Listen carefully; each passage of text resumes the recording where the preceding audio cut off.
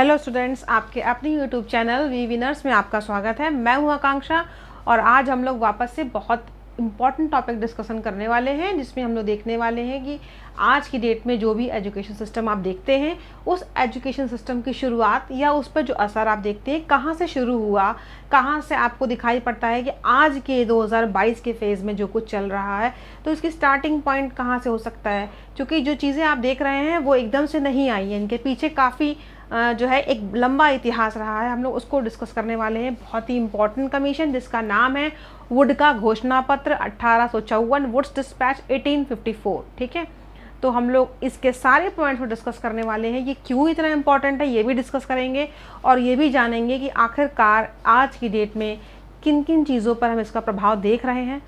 और एक ख़ास बात और भी है, इससे आपको ऑब्जेक्टिव क्वेश्चंस भी तैयार करने को मिलेंगे। जितने भी कम्पिटिटिव एग्जाम आप देते हैं उसमें इससे काफ़ी सारे सवाल पूछे जाते हैं, तो हम उन सारे पॉइंट्स को हमने इसमें कवर किया हुआ है। और आप अगर किसी क्लास में हैं, ग्रेजुएशन में, बीएड में हैं, तो आप अपने उस एग्ज़ाम में भी इसको बहुत अच्छे से लिख सकते हैं। तो जितने भी चीज़ें हैं उनको अच्छे से नोट कीजिएगा और वीडियो को पूरा ध्यान से देखिएगा। आइए स्टार्ट करते हैं। वुड का घोषणा पत्र, चलिए हम लोग का स्टार्टिंग यहाँ से होता है। जो भी इसके कीवर्ड्स हैं मैं उसको बता दूंगी, उसको आप कहीं नोट कर लीजिएगा। ठीक है, 1853 में जब कंपनी की आज्ञा पत्र के नवीनीकरण का पुनः अवसर आया, तब ब्रिटेन के राजनीतिक क्षेत्रों में यह महसूस किया जाने लगा था कि भारतीय शिक्षा नीति में कुछ आमूल-चूल परिवर्तन किया जाना चाहिए। इसीलिए ब्रिटिश संसद ने एक संसदीय समिति की नियुक्ति की तथा इस समिति द्वारा प्रस्तुत कुछ आधारभूत सिद्धांतों के आधार पर 19 जुलाई सन 1854, इम्पॉर्टेंट है, 19 जुलाई 1854 में कंपनी ने शिक्षा संबंधी एक घोषणा पत्र प्रस्तुत किया, जिसे कंपनी के संचालक मंडल के अध्यक्ष सर चार्ल्स वुड के नाम पर वुड का घोषणा पत्र कहा जाता है। इस पैराग्राफ में काफ़ी सारे इंपॉर्टेंट पॉइंट है और इसका ये एक तरीके से इंट्रोडक्शन भी है, कह सकते हैं आप। 1853 आपने देखा कि यहाँ पर बहुत सारे कंपनी के आज्ञा पत्र आए, 1833 आया, ठीक है, जो आप बहुत इम्पोर्टेंट था। उसी तरीके से 1853 जब ये आया, जब कंपनी की आज्ञा पत्र के नवीनीकरण का, ठीक है, समय आया, तब यह महसूस किया जाने लगा कि भारतीय शिक्षा नीति में कुछ आमूल चूल परिवर्तन किया जाए। भारतीय शिक्षा नीति, हमारे देश में अंग्रेज़ों का शासन था जैसा कि सबको पता है, तो उन्होंने आपकी शिक्षा, देश की शिक्षा नीति में क्या क्या किया और किस माध्यम से बदलाव किया। बदलाव किसी पॉलिसी के तहत होता है, किसी अधिनियम के तहत होता है, कोई रूल्स आते हैं उनको फॉलो किया जाता है, उनको एक्टिवेट किया जाता है। तो ये भी जो था एक सजेशन थी और जिसको अप्लाई किया गया। जो वुड थे उन्होंने बताया कितनी सारी रिकमेंडेशंस की, क्या क्या किया जाना चाहिए और क्या क्या किया गया। तो ये बताता है कि जो परिवर्तन भारतीय शिक्षा में किया जाना था उसके लिए एक संसदीय समिति की नियुक्ति की गई। ठीक है, और इस आधारभूत सिद्धांतों के आधार पर 19 जुलाई 1854, इसको नोट कर लीजिए, 19 जुलाई 1854 को एक घोषणा पत्र प्रस्तुत किया गया। ठीक है, कंपनी के संचालक मंडल के अध्यक्ष, चूँकि जो संचालक मंडल था उसके अध्यक्ष चार्ल्स वुड थे, इसीलिए इसका नाम वुड का घोषणा पत्र या वुड्स डिस्पैच या वुड का आज्ञा पत्र 1854 कहा जाता है। ठीक है, इस घोषणा पत्र में तत्कालीन शिक्षा व्यवस्था के पुनरीक्षण तथा भविष्य में शैक्षिक पुनर्निर्माण हेतु सुनिश्चित बहुआयामी तथा दीर्घकालीन नीति को सूचीबद्ध करने का प्रयास किया गया। इसीलिए वुड के घोषणा पत्र को भारत में अंग्रेजी शिक्षा का महाधिकार पत्र, Magna carta of English education in India भी कहा जाता है। यह 100 अनुच्छेदों का आज्ञा पत्र था। क्या है इसमें, देखिए रेड से लिखा हुआ है। एक सवाल ये बनता है, ऑब्जेक्टिव में भी आता है कि किस आज्ञा पत्र को अंग्रेजी शिक्षा का महाधिकार पत्र या Magna carta of English education कहा जाता है। तो आप यहाँ पर उसका आंसर वुड्स डिस्पैच या वुड का घोषणा पत्र देंगे। ठीक है, तो ये इंपॉर्टेंट कीवर्ड है, इसको ज़रूर नोट कीजिएगा। इन्होंने यहाँ पर भविष्य में शिक्षा के पुनर्निर्माण के लिए, पुनरीक्षण के लिए और आगे शिक्षा कैसी होनी चाहिए उसके निर्माण के लिए सुनिश्चित बहुआयामी इसलिए कहा क्योंकि बहुत सारे आयाम थे, बहुत सारे डायमेंशन थे, इन्होंने बहुत सारे पॉइंट्स डिस्कस किए हैं, इसीलिए इसको बहुआयामी कहा उन्होंने। दीर्घकालीन यानी लंबे समय तक चलने वाली एक पॉलिसी जो शिक्षा में लंबे समय तक बदलाव करेगी और तरक्की करेगी, इसलिए इस नीति को क्या कहा गया, अंग्रेजी शिक्षा का महाधिकार पत्र, Magna carta of English education in India. ये बहुत बड़ा था, 100 अनुच्छेदों का था। इससे पता चलता है आपको कि इसमें कितने सारे पॉइंट डिस्कस किए गए होंगे। उन सारे पॉइंट्स को भी हम लोग देख लेने वाले हैं। देखिए यहाँ पर किन किन चीज़ों पे सिफारिशें की गई। सिफारिशें मतलब रिकमेंडेशन, जो भी कमीशन आता है या कोई भी, अगर जो जितने भी अंग्रेज़ थे उन्होंने एक एक करके पॉलिसी दी अपनी अपनी, तो वो रिकमेंडेशंस देते थे और फिर उसके ऊपर काम किया जाता था। ठीक है, जैसा कि आप देख रहे हैं आज की डेट में जो पॉलिसीज़ आती हैं, फिर उसके ऊपर हम लोग उसको अप्लाई किया जाता है एजुकेशन सिस्टम में। कहाँ पर? स्कूलों में, कॉलेजेस में। ठीक है, उसी तरीके से इन्होंने इसको बनाया। किन किन टॉपिक्स पर बनाया, बात किया, देख लेते हैं। पहला है शिक्षा के उद्देश्य। बिल्कुल कोई भी एजुकेशन सिस्टम बनाया जाता है, कोई भी पॉलिसी, तो पॉलिसी के कुछ उद्देश्य होते हैं। आखिर किन उद्देश्यों को प्राप्त करने के लिए पॉलिसी बनाई गई, आखिरकार क्या चाहते थे पॉलिसी मेकर्स या वुड या अंग्रेज या उस समय के लोग, जो एम कहलाता है। आखिरकार उस इन चीज़ों को प्राप्त करने के लिए ये बदलाव किए गए। ठीक है, नेक्स्ट है कैरिकुलम। बिल्कुल कैरिकुलम की बात तो करेंगे ही करेंगे, क्योंकि कैरिकुलम ही तो बदलेगा, तभी तो आपको बदली हुई शिक्षा दी जाएगी। ठीक है, नेक्स्ट है शिक्षा का माध्यम। ये तो आप जानते ही हैं, इंडियन लैंग्वेज और बाहर की अंग्रेज़ी भाषा का एक बहुत लंबे समय तक विवाद रहा है, और ये विवाद बहुत लंबे समय तक चला भी कि किसको ज़्यादा वेटेज दिया जाए, किसको ज़्यादा इम्पोर्टेंस दिया जाए। ठीक है, जन शिक्षा विभाग की स्थापना, एक नया इनका बदलाव था। डिपार्टमेंट ऑफ पब्लिक इंस्ट्रक्शन, विश्वविद्यालयों की स्थापना, ये भी हायर एजुकेशन, उच्च शिक्षा में बड़ा बदलाव था। विश्वविद्यालयों की स्थापना ने एक नए शिक्षा के दौर को शुरू किया। ठीक है, क्रमबद्ध विद्यालयों की स्थापना, इन्होंने काफ़ी सारे एक पैटर्न बनाया किसके बाद कौन सा कॉलेज होना चाहिए, आगे डिस्कस करने लेने वाले हैं हम लोग। जन शिक्षा प्रसार, एक्सपेंशन ऑफ मास एजुकेशन, जन शिक्षा की बात की, यानी कि पब्लिक की शिक्षा की बात, सबको शिक्षा मिले, जन शिक्षा का मतलब ये है। सहायता अनुदान प्रणाली, grant in aid. Grant in aid का मतलब स्कूलों को जो अनुदान मिलता है, ग्रांट मिलता है, जिससे स्कूल कॉलेज अपने जो जितने भी चीज़ें हैं जो नहीं कर पाते हैं, जैसे लाइब्रेरी है या स्कॉलरशिप है या टीचर्स की सैलरी है, उन सब चीज़ों को मैनेज करते हैं। अध्यापकों का प्रशिक्षण, ट्रेनिंग की बात भी करी इन्होंने टीचर्स की। ठीक है, स्त्री शिक्षा, वुमेन एजुकेशन पे भी डिस्कशन किया। व्यवसायिक शिक्षा, वोकेशनल एजुकेशन, और शिक्षा और रोजगार, एजुकेशन एंड एम्प्लॉयमेंट की बात भी की। सरकारी संस्थाओं में स्वैच्छिक धार्मिक शिक्षा, voluntary religious education in government institution, धार्मिक शिक्षा की स्वैच्छिक धार्मिक शिक्षा। ठीक है, इसको हम लोग आगे डिस्कस कर लेने वाले हैं कि धार्मिक शिक्षा के बारे में इन्होंने क्या कहा, जो स्वैच्छिक होनी चाहिए थी। ठीक है, अब हम लोग अपने जितने भी इम्पोर्टेंट टॉपिक्स हैं उन सबको लाइन बाय लाइन डिस्कस करेंगे और अच्छे से डिटेल में डिस्कस करेंगे, ताकि आप लॉन्ग आंसर भी लिख लें, शॉर्ट आंसर भी लिख लें, और ऑब्जेक्टिव भी कहीं किसी कॉम्पिटिटिव एग्जाम में आ जाता है तो भी हम लोग सारे इंपॉर्टेंट पॉइंट्स के अंदर से उन चीज़ों को ले लें जो हमें क्वेश्चन में आंसर करने हैं। ठीक है, पहला है शिक्षा का उद्देश्य। बिल्कुल, पॉलिसी किस लिए बनाई गई और क्या प्राप्त करना था अंग्रेज़ों को या उस समय के लोगों को कि इन्होंने पॉलिसी बनाई, तो आखिरकार ये वुड का डिस्पैच क्या चाहता था, वुड क्या चाहते थे, कौन से चेंजेस चाहते थे, क्योंकि अमूलचूल परिवर्तन की बात करी गई थी, तो कौन से परिवर्तन थे ये देख लेते हैं। पॉइंट 4 है यहाँ पर मेन। भारतीयों का मानसिक विकास, उनके बौद्धिक स्तर को ऊंचा उठाना, मेन चीज़ यहाँ पर मानसिक विकास की बात की गई थी। ठीक है, बौद्धिक स्तर को ऊंचा उठाना, उनके मानसिक विकास को ऊंचा करने की बात की गई थी। भारतीयों को पाश्चात्य ज्ञान विज्ञान से परिचित कराना और उनकी भौतिक उन्नति करना। पाश्चात्य ज्ञान विज्ञान, बिल्कुल यही बात अंग्रेज़ों के साथ थी कि वो अपने कल्चर को, अपनी भाषा को और अपने साइंस को, अपने नॉलेज को सिखाना चाहते थे भारतीयों को, तो वही वो यहाँ पर चाहते थे। उनके नैतिक और चारित्रिक विकास की बात भी इन्होंने की थी, और राज्य सेवा के लिए सुयोग्य कर्मचारी तैयार करना, यानी कि इन सब के बाद फाइनली उनको एक सुयोग्य कर्मचारी मिलेगा, भारत में ही मिलेगा, भारत के लोगों को शिक्षित करेंगे और फिर भारत से ही वो लोग सुयोग्य कर्मचारी प्राप्त करेंगे, तो ये उनका चौथा उद्देश्य था। इस सब के बाद उन्हें यही प्राप्ति होने वाली है। ठीक है, नेक्स्ट करिकुलम की बात करेंगे। कोई भी एजुकेशन सिस्टम या कोई भी पॉलिसी या कोई भी नई चीज़ लागू होती है तो कैरिकुलम में बदलाव किया जाता है, पाठ्यक्रम में बदलाव किया जाता है, क्योंकि पाठ्यक्रम से ही आपको पढ़ाया जाता है और स्टूडेंट जब पढ़ता है तो बदलाव अपने आप होता है। कोई भी सिस्टम आया तो वो एक उद्देश्य बनाएगा, उद्देश्य ये तय करेगा कि क्या प्राप्त करना है और उसके लिए कहाँ कहाँ चेंजेस करने हैं। तो सबसे पहले तो पाठ्यक्रम की बात कर ली जाती है, क्या बदलाव करने की बात वुड के डिस्पैच में की गई थी। पाठ्यक्रम के लिए भारतीय भाषाओं के साहित्य को ऐतिहासिक दृष्टि से महत्वपूर्ण बताया गया। इन्होंने भारतीय भाषाओं के साहित्य को महत्वपूर्ण बताया था।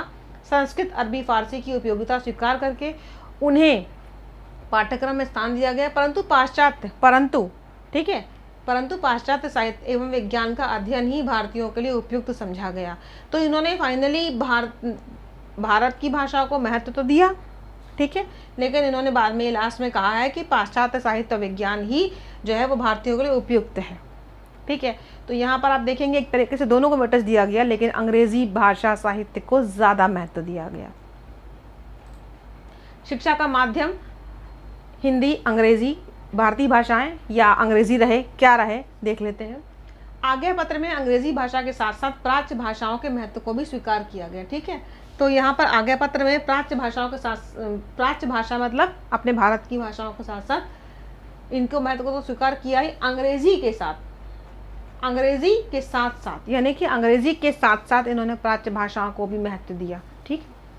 आज्ञा पत्र में कहा गया, क्या कहा गया कि अंग्रेजी भाषा के माध्यम से उच्च शिक्षा दी जाए, लेकिन इन्होंने उच्च शिक्षा में कहा गया कि अंग्रेजी माध्यम होना चाहिए, ठीक। इसमें लिखा है, आज्ञा पत्र की बात हो रही है, आज्ञा पत्र में ही लिखा हुआ था कि इसीलिए हम अंग्रेजी भाषा तथा भारत की प्राच्य भाषाओं को यूरोपीय ज्ञान के प्रसार के लिए, यूरोपीय ज्ञान, भारतीय ज्ञान के प्रसार की बात नहीं की उन्होंने, यूरोपीय ज्ञान, लेकिन भाषाएं दोनों ली, अंग्रेजी भाषा और भारत की प्राच्य भाषा को यूरोपीय ज्ञान के प्रसार के लिए माध्यम के रूप में देखना चाहते हैं। मतलब भाषा दोनों लेंगे, ज्ञान यूरोपीय की बात कर रहे हैं, भारतीय ज्ञान की बात नहीं कर रहे हैं, यहाँ पर यूरोपीय ज्ञान की बात कर रहे हैं, लेकिन यहाँ पे इन्होंने अंग्रेजी भाषा और भारत की प्राच्य भाषाओं दोनों को लिया है, ठीक है। और हमारे ये भी देखने की इच्छा है कि वे भारत के सभी विद्यालयों में साथ साथ फले फूले, ये भी उन्होंने कहा कि भारत के सभी विद्यालयों में साथ साथ फले फूले, मतलब अंग्रेजी भी पढ़ाई जाए और भारत की प्राच्य भाषाओं को भी महत्व दिया, दोनों को महत्व दिया है, ठीक है। अब आगे देख लेते हैं जन शिक्षा की स्थापना, डिपार्टमेंट ऑफ पब्लिक इंस्ट्रक्शन। ये नया बदलाव है जो अभी तक आपने नहीं देखा है और ना ही इस तरह का इशू कहीं आया। इसको देखते हैं। घोषणा पत्र में आदेश दिया गया कि भारत के प्रत्येक प्रांत में एक जन शिक्षा विभाग की स्थापना किया जाए। इन्होंने कहा कि जन शिक्षा विभाग की स्थापना किया जाए प्रत्येक प्रांत में, और उसका सर्वोच्च अधिकारी कौन हो? जन शिक्षा संचालक, ये उसका सर्वोच्च अधिकारी हो। उसकी सहायता के लिए उप शिक्षा संचालक, निरीक्षक, सहायक निरीक्षक नियुक्त किए जाएं, ठीक है। ये साथ में होंगे, उप शिक्षा संचालक, निरीक्षक, सहायक निरीक्षक नियुक्त किए जाएं, ठीक।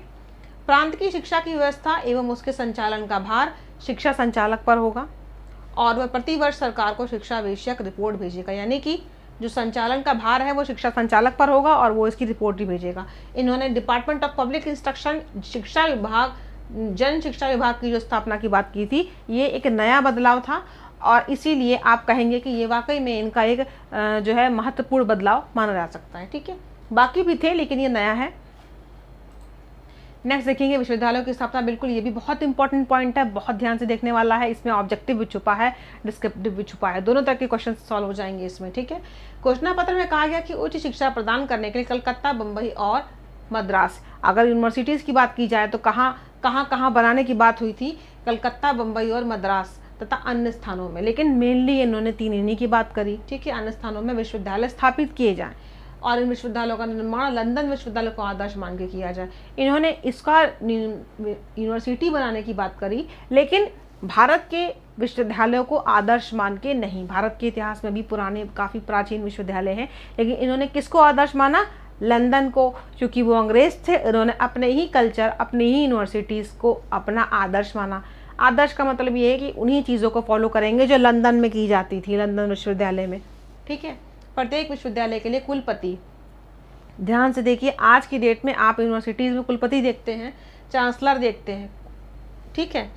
उप कुलपति, वाइस चांसलर, अभी सदस्य, फेलोज होंगे जो सरकार के द्वारा मनोनीत किए जाएंगे तथा सबको मिलाकर सीनेट बनाई जाएगी, ठीक है। सीनेट भी आप देखते हैं, जो विश्वविद्यालय के लिए नियम बनाएगी और उसका प्रबंध करेगी, यानी कि विश्वविद्यालयों में इंजीनियरिंग, कानून, देसी भाषा, संस्कृत, अरबी, फारसी की शिक्षा का प्रबंध करने के लिए विशेष रूप से उल्लेख किया गया।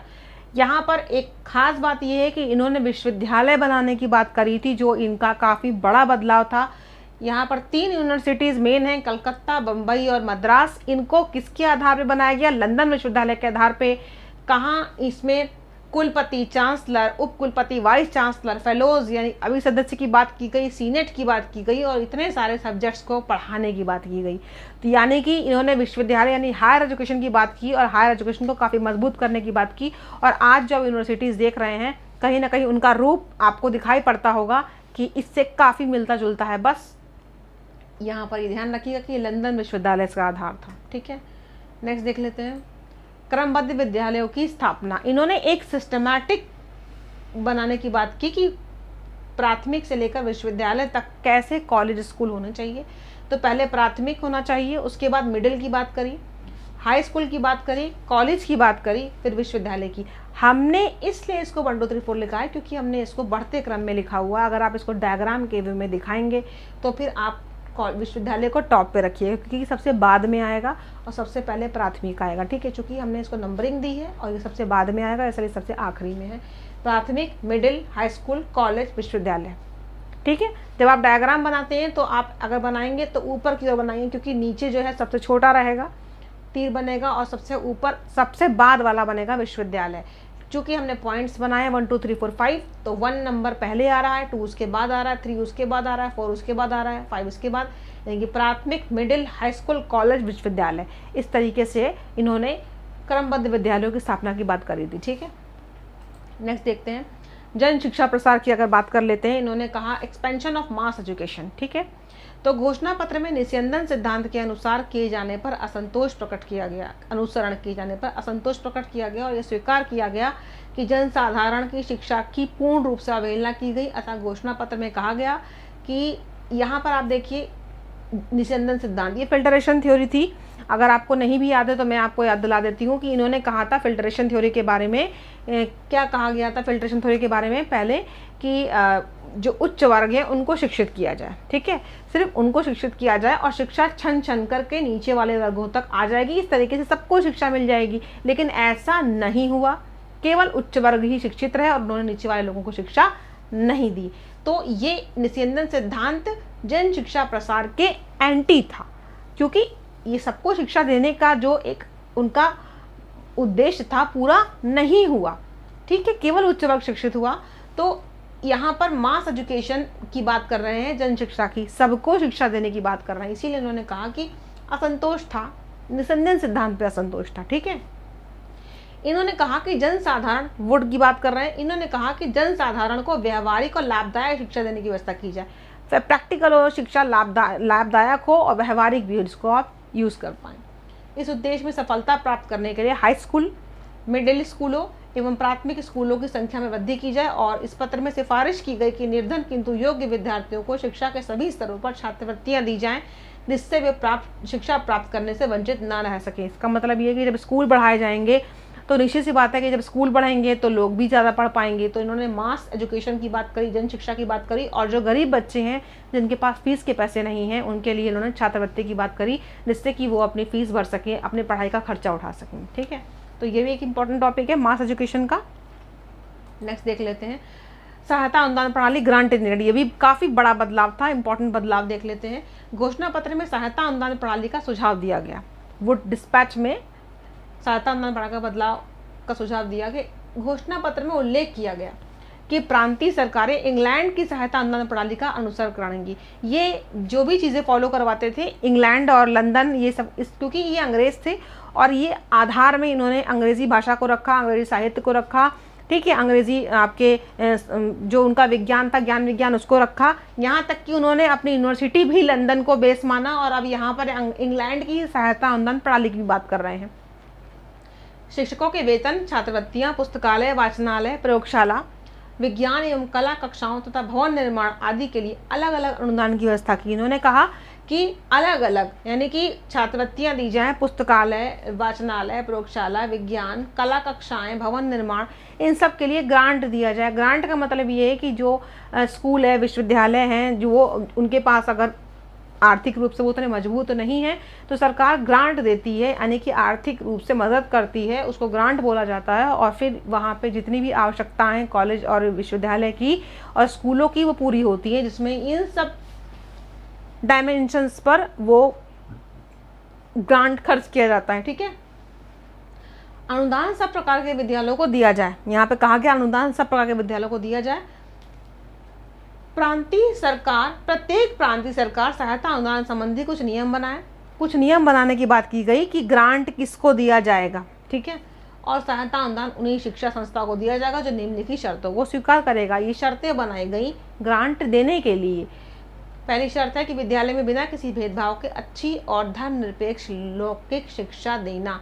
मतलब कोई भेदभाव नहीं होगा, धर्मनिरपेक्ष शिक्षा दी जाएगी। ठीक है, मतलब धर्म के आधार पर कोई शिक्षा नहीं दी जाएगी, धर्मनिरपेक्ष होना चाहिए उसको। ठीक है, लौकिक शिक्षा देना, ये जो इनका पहला शर्त था, इसको को जो फॉलो करेगा उसे ग्रांट मिलेगा। ठीक, नेक्स्ट है विद्यालय का स्थानीय व्यक्तियों की प्रबंध कारिणी समिति के द्वारा कुशलता पूर्वक संचालन किया जाना। ठीक है, नेक्स्ट है इनका कि विद्यालय का जो स्थानीय व्यक्तियों की प्रबंध कारिणी समिति होती है उसके द्वारा कुशलता पूर्वक संचालन का मतलब उसको चलाना, स्कूल को चलाना। ठीक है, उसके सारे कार्य जितने भी हैं उनको अच्छे से पूरा करना। नेक्स्ट है विद्यालय के विद्यार्थियों से शुल्क के रूप में कुछ धन लेना, ये इनकी तीसरी शर्त थी। और चौथी थी विद्यालय के प्रबंधकों द्वारा सरकारी निरीक्षण तथा सहायता अनुदान संबंधी नियमों का पालन किया जाना। सहायता अनुदान संबंधी नियमों का पालन और प्रबंधकों द्वारा सरकारी निरीक्षण, ये इनकी 4 शर्तें थी। जो इसको फॉलो करेगा उसे क्या मिलेगा, ग्रांट इन एड, सहायता अनुदान। ठीक है, नेक्स्ट देख लेते हैं। यहाँ पर अध्यापकों के प्रशिक्षण की बात की गई है, ट्रेनिंग ऑफ टीचर्स की बात की गई है, जो भी इनका एक इंपॉर्टेंट बदलाव था। वुड के घोषणा पत्र द्वारा कंपनी के संचालकों ने इच्छा व्यक्त की कि इंग्लैंड के ढंग पर, यहाँ पर फिर से ध्यान देने वाली बात है कि उन्होंने इंग्लैंड के ढंग पर बात करी है।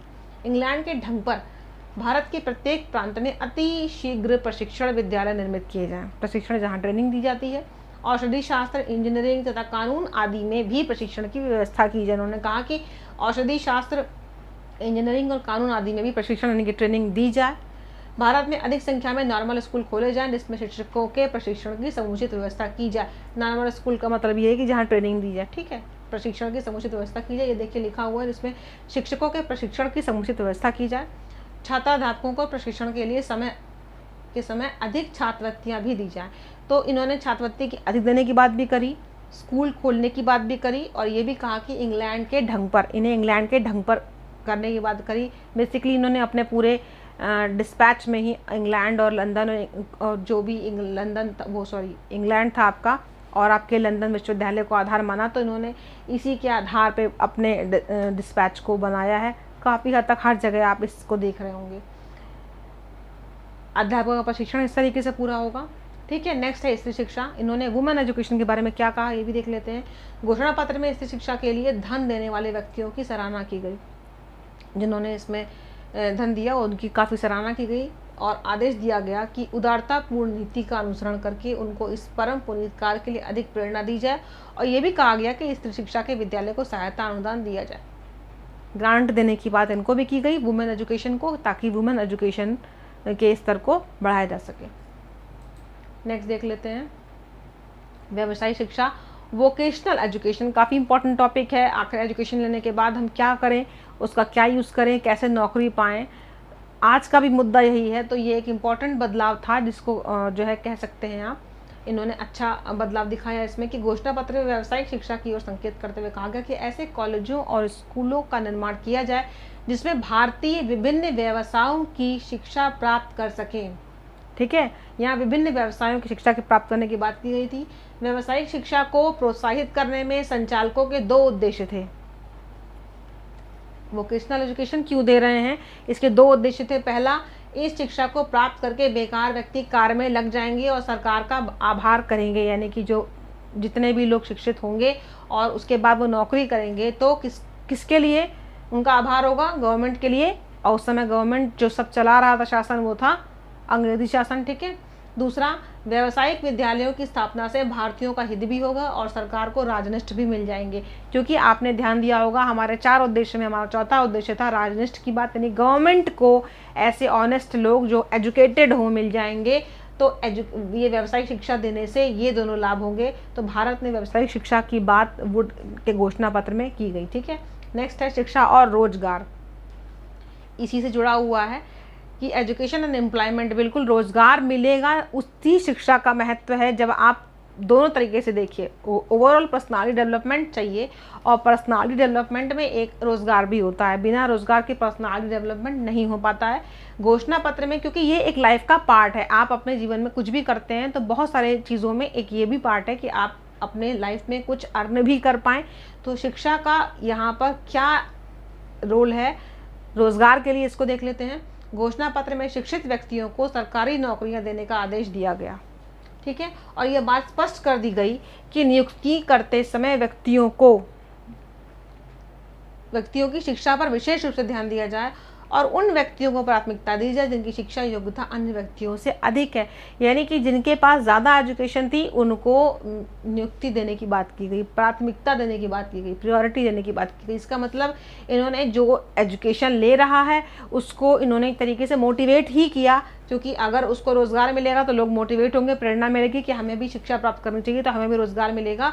तो अगर आप देखिए तो इन्होंने एजुकेशन को इम्पोर्टेंस देने के लिए उसको एम्प्लॉयमेंट से जोड़ दिया। लास्ट हमारा पॉइंट है सरकारी संस्थाओं में स्वैच्छिक धार्मिक शिक्षा। ठीक है, इस संबंध में घोषणा पत्र में क्या कहा गया, ध्यान से देखिएगा इसको। ये घोषणा पत्र में स्टेटमेंट लिखा हुआ है, भारत के समस्त जन समुदाय के लिए स्थापित किए गए शिक्षण संस्थाओं में, भारत के समस्त जन समुदाय के लिए स्थापित किए गए शिक्षण संस्थाओं में दी जाने वाली शिक्षा अपरिहार्य रूप से धर्मनिरपेक्ष होनी चाहिए। मतलब धर्मनिरपेक्ष, किसी एक विशेष धर्म की हम वहाँ पे पढ़ाई नहीं करवाएंगे। ठीक है, ईसाई धर्म के बारे में छात्रों के द्वारा अपने अध्यापकों से पूछे गए प्रश्नों के बारे में दिए गए स्पष्टीकरण को हतोत्साहित करने की हमारी कोई इच्छा नहीं है। मतलब अगर ईसाई धर्म के बारे में कोई बात करता है, ठीक है, मतलब छात्र अगर अपने टीचर से पूछता है स्टूडेंट, तो उससे हतोत्साहित करने का मतलब ये नहीं कहने का है कि अगर आपने पूछा है तो उसको कोई नहीं बताएगा। हमारी कोई इच्छा नहीं है। ये सूचना विद्यालय अवधि के अतिरिक्त समय में दी जाती है। मतलब विद्यालय अवधि के अतिरिक्त समय में, विद्यालय का जो टाइम खत्म हो जाता है उसके बाद अगर आप इस पर डिस्कशन करते हैं तो गवर्नमेंट को कोई दिक्कत नहीं होगी इस नियम के अनुसार। तो इन्होंने स्वैच्छिक धार्मिक शिक्षा की बात करी थी और इसके लिए इन्होंने बहुत ज़्यादा डिटेल तो नहीं दिया, लेकिन ये कहा कि अपने विद्यालय अवधि के अतिरिक्त समय में इसको आप पूछ सकते हैं और इसके लिए कोई भी मनाही नहीं है। ठीक है, ये तो आपने देखा इनके सारे इंपॉर्टेंट पॉइंट्स को। ठीक है, अब अगर इनके सारे पॉइंट्स को आपके एक लॉन्ग क्वेश्चन में अगर आता है कि इसका आलोचनात्मक मूल्यांकन कीजिए, तो आपको इन पॉइंट्स के साथ साथ आपको इसके गुण और दोष, मेरिट और डीमेरिट दोनों को मेंशन करना होगा और लास्ट में निष्कर्ष लिखना होगा। ठीक है, तो आपको आलोचनात्मक मूल्यांकन अगर आएगा तो आपको ये दोनों पॉइंट्स लिखने होंगे। उसके अलावा ये भी जानना जरूरी है कि हम जो पढ़ रहे हैं डिस्पैच, उस डिस्पैच के क्या गुण हैं क्या दोष हैं। ऐसे किसी चीज़ को पढ़ लेने से तो कोई निष्कर्ष नहीं निकलता। आपको समझना होगा कि इसके दोनों तरफ गुण और दोषों में क्या क्या आप इसको बांट सकते हैं, कितना इसमें प्लस था, कितना इसमें माइनस था। ठीक है, तो हम लोग इसके क्रिटिकल अप्रेजल को देख लेते हैं, आलोचनात्मक मूल्यांकन को देख लेते हैं। आज्ञा पत्र के गुण क्या क्या थे, वही हैं जो 13 पॉइंट हमने डिस्कस किए हैं, लेकिन उसी में से इम्पॉर्टेंट तरीके से उसके मेरिट को लिखा गया है। ठीक है, तो आपको ऐसा नहीं लगेगा कि आपने ये नहीं पढ़ा है, उसी का पार्ट है, उसी से निकला हुआ है।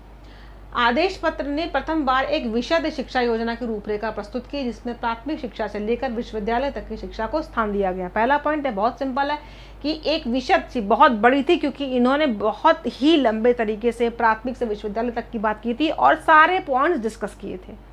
इन्होंने हर पॉइंट को डिस्कस किया था, इसीलिए ये एक काफ़ी बड़ी योजना थी। ठीक है, ये एक इसका मेरिट है, गुण है इसका।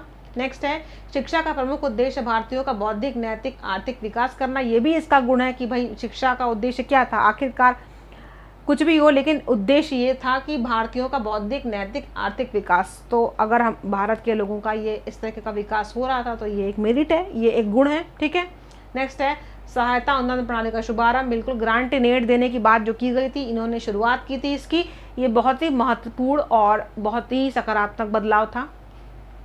क्रमबद्ध विद्यालयों की स्थापना, बिल्कुल वो जो 5 चरण थे कि प्राथमिक से विश्वविद्यालय तक के स्कूलों की बात की गई थी, विश्वविद्यालय तक बात की गई थी, वो क्रमबद्ध विद्यालय की बात इन्होंने की थी। ठीक है, ये भी इसके गुण में ही गिना जाएगा। सभी प्रकार के विद्यालयों पर बल, इन्होंने सभी प्रकार के विद्यालयों की उन्नति की बात की थी कि हर तरीके से उसको प्रमोट किया जाए, चाहे वो विद्यालय हो या फिर विश्वविद्यालय लास्ट स्तर पे जो उच्च स्तर पे होता है। जन शिक्षा पर बल, बिल्कुल इन्होंने कहा था कि सबकी एजुकेशन, हर व्यक्ति को शिक्षा मिलनी चाहिए। जन शिक्षा, मास एजुकेशन, बहुत ही बड़े लेवल पे हर व्यक्ति को एजुकेशन मिलनी चाहिए। तो ये इनका एक अच्छा बिंदु था जिससे कि शिक्षा का प्रसार हो सके। नेक्स्ट है, प्राच्य साहित्य एवं देशी भाषाओं की उपादेयता को स्वीकार करके उसे पाठ्यक्रम में स्थान देने की संस्कृति की गई। यानी कि प्राच्य साहित्य यानी कि अपने भारत के लिटरेचर की बात करी, देसी भाषाओं की बात करी है और उसको पाठ्यक्रम में भी स्थान दिया गया। यानी कि बात की जाए तो अपने इंडियन आपके लिटरेचर को, साहित्य को और लैंग्वेज को, भाषा को महत्व दिया गया। ठीक है। शिक्षण प्रशिक्षण पर बल, यानी कि जो टीचर्स थे उनके ट्रेनिंग की बात की गई थी और बहुत ज़रूरी भी है। ट्रेनिंग के बाद एक अलग पर्सनालिटी होती है जो स्कूल में पढ़ा सकती है, तो इन्होंने इसलिए टीचर्स ट्रेनिंग की बात जो की थी ये भी इम्पोर्टेंट थी। और देखिए इन्होंने क्या बदलाव किए, इन्होंने स्त्री शिक्षा पे बल दिया, यानी कि वुमेन एजुकेशन की बात करी। तो इन्होंने हर चूँकि एरिया की बात की थी, तो ये भी एक बहुत ही इम्पोर्टेंट पक्ष था कि इन्होंने महिला शिक्षा, स्त्री शिक्षा के लिए भी प्रयास किया था। इनको सहायता अनुदान देने की बात की थी, इन्होंने ग्रांट देने की बात की थी। व्यवसायिक शिक्षा में बल, व्यवसायिक शिक्षा की बात की थी। वोकेशनल एजुकेशन, यानी कि जो आप शिक्षा ले रहे हैं उस वो व्यवसायिक हो, आप उसके बाद कुछ अच्छा अपना धन अर्जन का कार्य कर सकें। ठीक है। नेक्स्ट है शिक्षित व्यक्तियों को सरकारी नौकरियों में प्राथमिकता देने की संस्तुति करके आज्ञा पत्र में भारतीयों को शिक्षा प्राप्त करने के लिए प्रोत्साहित किया गया। यही हमने आपसे कहा था कि इन्होंने शिक्षा को रोजगार से जोड़ दिया और इस तरीके से शिक्षा को प्रेरणा देने का, मोटिवेशन देने का काम किया गया, ताकि जब भी जो भी व्यक्ति शिक्षित हो, रोजगार मिलेगा तो दूसरों को मोटिवेशन मिलता है कि हमें भी पढ़ना चाहिए, तो इस तरीके से हम भी नौकरी पा सकते हैं, रोजगार पा सकते हैं। ठीक है। तो ये क्या था, एक मोटिवेशन का काम था। विश्वविद्यालयों की स्थापना करके उच्च शिक्षा का प्रबंध किया, बहुत महत्वपूर्ण बदलाव था। कलकत्ता, बम्बई, मद्रास तीनों को बनाने की बात की गई और लंदन विश्वविद्यालय को आधार बनाने की बात की गई। चांसलर, वाइस चांसलर की बात की गई, सीनेट की बात की गई, उच्च शिक्षा को प्रमोट किया गया। ठीक है। आज्ञा पत्र ने शिक्षा विभाग की स्थापना का सुझाव दिया, बहुत इंपॉर्टेंट पॉइंट है, शिक्षा विभाग की स्थापना का सुझाव दिया और देश में शैक्षिक संगठन को सुदृढ़ बनाने की बात की गई। शिक्षा विभाग की स्थापना के साथ साथ देश में जो शिक्षा का संगठन है उसको सुदृढ़ करने की बात की गई। ठीक है। तो यहाँ पर इसको, ये एक आपका कीवर्ड भी है, इसको ध्यान रखिएगा। अभी देखिए ये दोनों स्टेटमेंट बहुत इंपॉर्टेंट है, इसीलिए हमने इसको इसमें इंक्लूड किया है। इसके आधार पर भी सवाल आते हैं, पूछा जाता है ये किसने कहा, कथन किसका कहा हुआ है, और इसमें कुछ आपको मिलेगा कीवर्ड जिससे पता चलेगा कि ये किसको कहा जाता है। अभी तो आपने मैग्ना कार्टा पढ़ा है, इसको एक चीज़ और भी है जिसको अभी इसमें हम पढ़ेंगे। दोनों बहुत ही इंपॉर्टेंट स्टेटमेंट या कथन हैं। जेम्स के अनुसार 1854 के घोषणा पत्र का भारतीय शिक्षा के इतिहास में सर्वोत्कृष्ट स्थान है। जो कुछ इसके पूर्व हुआ वह इसकी ओर संकेत करता है और जो कुछ इसके बाद हुआ वह इससे निकलता है। जो कुछ इससे पूर्व हुआ वो इसकी ओर संकेत करता है। ठीक है। और जो कुछ इसके बाद हुआ वह इससे निकलता है। जो मैंने आपको बोला, जो कुछ इसके बाद हुआ, यानी कि जो भी आप सिस्टम देख रहे हैं, एजुकेशन सिस्टम देख रहे हैं, आज जो आप यूनिवर्सिटीज़ देख रहे हैं, जो आप ग्रांट देख रहे हैं, मिलती है, ग्रांट्स एंड एड मिलती है, वो आखिरकार आपको कहीं ना कहीं दिखता होगा कि वुड के डिस्पैच में लिखा हुआ है, तो कहीं से चल के आज धीमे धीमे करके आज वो चीज़ें प्रैक्टिकली आपको देखने को 2022 में मिल रही हैं। ठीक है। तो ये एक स्टेटमेंट जेम्स का बहुत इंपॉर्टेंट है, इसको आप लिख लीजिए। और ये दो तरीके से पूछा जा सकता है कि ये कथन किसने कहा, तो जेम्स ने कहा। और यहाँ पर एक आपको इम्पॉर्टेंट वर्ड भी मिलेगा, बसु के अनुसार यह घोषणा पत्र भारतीय शिक्षा का शिलाधार है। भारत में आधुनिक शिक्षा प्रणाली का शिलान्यास इसी ने किया। भारतीय शिक्षा का शिलाधार किसे कहा जाता है, तो अगर आपसे ये पूछा जाएगा तो आप वुड के डिस्पैच पे टिक करेंगे, और अगर पूछा जाता है कि ये किसने कहा तो आप बसु पे टिक करेंगे। ठीक है। अगर आप इस स्टेटमेंट्स को अपने आंसर में लिखेंगे तो ये आपके मार्क्स बढ़ाने का काम भी करेगा और आपके जितने भी क्वेश्चन आप जो लिख रहे हैं उसके आप निष्कर्ष में इसको दे सकते हैं। इस स्टेटमेंट को तो बहुत यूज है इस स्टेटमेंट का, दोनों को लिख लीजिएगा। ठीक। नेक्स्ट देख लेते हैं। अब हम लोगों ने मेरिट पढ़ लिए, अब हम लोग को फाइनली इसके दोष भी देख लेने चाहिए कि आखिरकार इसमें क्या क्या कमियां थी। कमियां तो बिल्कुल होती है, कोई भी पॉलिसी, कोई भी चीज़ परफेक्ट नहीं होती, कहीं ना कहीं कुछ ना कुछ होता है। और फिर यहाँ तो आप देख ही रहे थे कि यहाँ पर सब कुछ इंग्लैंड और लंदन को आधार बनाया गया था, भारत की चीज़ों को कम महत्व दिया गया था, और ये होना ही था क्योंकि वो अंग्रेज थे और वो अपने ही कल्चर को प्रमोट करेंगे। तो आखिरकार क्या दोष थे इसको देख लेते हैं। आज्ञा पत्र में शिक्षा का उत्तरदायित्व राज्य पर निर्धारित करके अफसरशाही को प्रश्रय दिया, यानी शिक्षा का जो उत्तरदायित्व था वो किस पे हो गया, राज्य पर हो गया। अब जब राज्य पर हो गया तो सारी चीज़ें गवर्नमेंट के ऊपर निर्भर हो जाती हैं, और अफसरशाही का मतलब फाइलों में और इन सब नियमों में बंद जाने के बाद जो उस समय राज्य चूँकि अंग्रेज़ों का था तो उन्हीं के अनुसार सब चलता था। तो वो भारत के लिए, अपने देश के लिए थोड़ा सा दिक्कतें उसके साथ होने लगी। ठीक है। शिक्षा के उद्देश्य का निर्धारण ईस्ट इंडिया कंपनी के हित को ध्यान में रख के किया गया, न कि भारतवासियों के कल्याण के लिए। आपने पढ़ा कि उनका बौद्धिक नैतिक विकास किया गया, ये तो हमारा भला था, लेकिन उनका चौथा जो उद्देश्य था, आपको याद होगा, उनको एक जो थे राजनिष्ठ चाहिए थे अपने गवर्नमेंट के लिए चलाने के लिए। और वो उन्होंने सोचा था कि जब भारत में अंग्रेजी शिक्षा दी जाएगी तो उससे लोग जो हैं वो उनकी कंपनी के लिए, उनके ऑफिस के लिए काम करेंगे। तो उन्होंने ईस्ट इंडिया कंपनी के हित को, उनका फाइनल उद्देश्य यही था, और उन्होंने फाइनल, भला तो हमारा हुआ, लेकिन उसके साथ साथ उन्होंने जो एक अंतिम उद्देश्य जिसे कहते हैं, वो उन्होंने ईस्ट इंडिया कंपनी को ध्यान में रख के किया था, ना कि भारतीयों के भले के लिए किया था। ठीक है, उनका उद्देश्य ये था। नेक्स्ट, सहायता अनुदान की कठोर शर्तें। बिल्कुल ग्रांट इन एड की बात तो कर दी थी, लेकिन नियम इतने टफ कर दिए गए थे कि ग्रांट इन एड मिलना मुश्किल था और इसमें काफ़ी समस्याएं आ रही थी। तो ग्रांट इन एड दिया भी और रूल्स बहुत टफ रखे, तो आप इसको हानि और दोष में ही रखेंगे इसके। ठीक है, नेक्स्ट है शिक्षा का मूल उद्देश्य पाश्चात्य सभ्यता संस्कृति का विकास। जो हम बराबर से आपको बोले चले आ रहे हैं कि इन्होंने आखिर हर चीज़ में लंदन को और इंग्लैंड को आधार बनाया। आप समझ सकते हैं कि इन्होंने पाश्चात्य सभ्यता और संस्कृति के प्रसार की बात करी, भारत की संस्कृति के प्रसार को इन्होंने दूसरे नंबर पे ही रखा, पहले नंबर पे अपने देश की संस्कृति को रखा। ठीक है, शिक्षा के पाठ्यक्रम में पाश्चात्य ज्ञान विज्ञान को अधिक महत्व दिया गया, संस्कृति को तो महत्व दिया ही दिया, साथ साथ इन्होंने वहाँ के नॉलेज को, वहाँ के साइंस को, हर चीज़ जो इंग्लैंड से जुड़ी थी, हर चीज़ जो लंदन से जुड़ी थी, उसको प्रमोट किया। ठीक है, और उसको ज़्यादा प्रमोट किया, यानी कि पहले उसको रखा और दूसरे नंबर पे भारत की चीज़ों को। नेक्स्ट है माध्यमिक एवं उच्च स्तर पर अंग्रेजी को शिक्षा का माध्यम बनाकर अंग्रेजी को अधिक महत्व दिया। बिल्कुल इन्होंने अंग्रेजी को अधिक महत्व दिया। इससे आप देख सकते हैं कि जब माध्यम इन्होंने उच्च और माध्यमिक का अंग्रेजी बना दिया, तो निश्चित सी बात है कि अपनी भाषा को उन्होंने ज़्यादा प्रमोट किया, जो कि आप देख भी रहे हैं।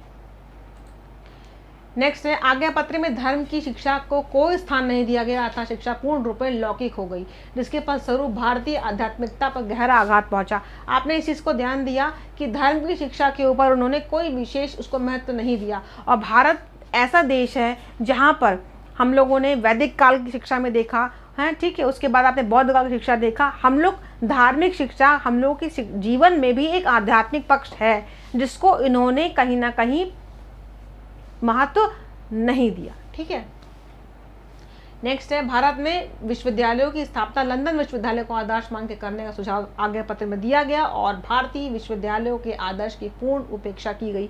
भारत के भी तो विश्वविद्यालय थे, भारत के भी तो महत्वपूर्ण विश्वविद्यालय थे। अगर आप नालंदा को देख सकते हैं, तो आखिर इन्होंने लंदन को उसका आधार क्यों माना? ठीक है, ये क्या है, एक हानि। हमारे देश में रह करके उनको हमारे देश के विश्वविद्यालय को आदर्श मानना चाहिए, ना कि लंदन के।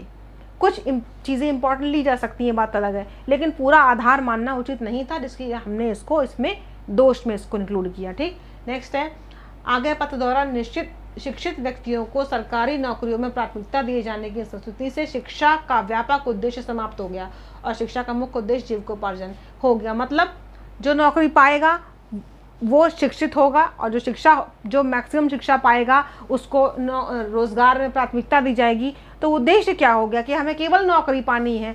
शिक्षा का उद्देश्य सिर्फ यही नहीं होता है, शिक्षा का उद्देश्य बहुत व्यापक होता है, जिसका एक प्रमुख उद्देश्य है पर्सनालिटी डेवलपमेंट का। ठीक है, पूर्ण मानव बनाने का, जो हमारे भारत के इतिहास का आधार रहा है। लेकिन इन्होंने उसको जोड़ दिया रोजगार से, और मनुष्य सिर्फ इसलिए शिक्षा प्राप्त कर रहा था कि उसे जो है वो रोजगार पाना है। तो शिक्षा का मुख्य उद्देश्य जीविकोपार्जन हो गया, और मुख्य उद्देश्य जीविकोपार्जन नहीं था, इसीलिए हमने इसको हानि में काउंट किया। तो आपने देखा कि वुड के डिस्पैच में आपने कितने सारे पॉइंट्स को डिस्कस किया है, वो सारे पॉइंट्स और उसके बाद उसका गुण, उसके दोष, हमने दोनों को डिस्कस किया। और हमने देखा कि वुड के डिस्पैच में काफ़ी हद तक भारत में जो बदलाव किए गए वो अच्छे भी थे, लेकिन अगर कुछ चीज़ों को इन्होंने भारत की संस्कृति को और भारत की भाषा को, भारत के आदर्श को भी इसमें इन्वॉल्व किया होता, तो जो कमियां हम देख रहे हैं वो हम नहीं देख पाते, और ये एक बहुत परफेक्ट प्लान होता। लेकिन फिर भी वुड का डिस्पैच हमारे देश के शिक्षा के इतिहास के बदलाव में बहुत महत्वपूर्ण स्थान रखता है। और इसके साथ आप ये भी देखेंगे कि इसमें जितने भी हमने पॉइंट्स आपको डिस्कस किए हैं वो ऑब्जेक्टिव डिस्क्रिप्टिव दोनों में आने वाले हैं, लॉन्ग में भी आने वाले हैं, शॉर्ट में भी आने वाले हैं। और बसु का और जेम्स के जो स्टेटमेंट थे उसको आप निष्कर्ष में नीचे लिख सकते हैं। ठीक है, तो आपका क्वेश्चन भी तैयार हो जाएगा। ठीक है, तो आज का अगर वीडियो आपको पसंद आया हो तो इसे प्लीज़ लाइक कीजिएगा, शेयर कीजिएगा, कमेंट कीजिएगा और इसी तरीके से हमको मोटिवेट करते रहिएगा। Thank you.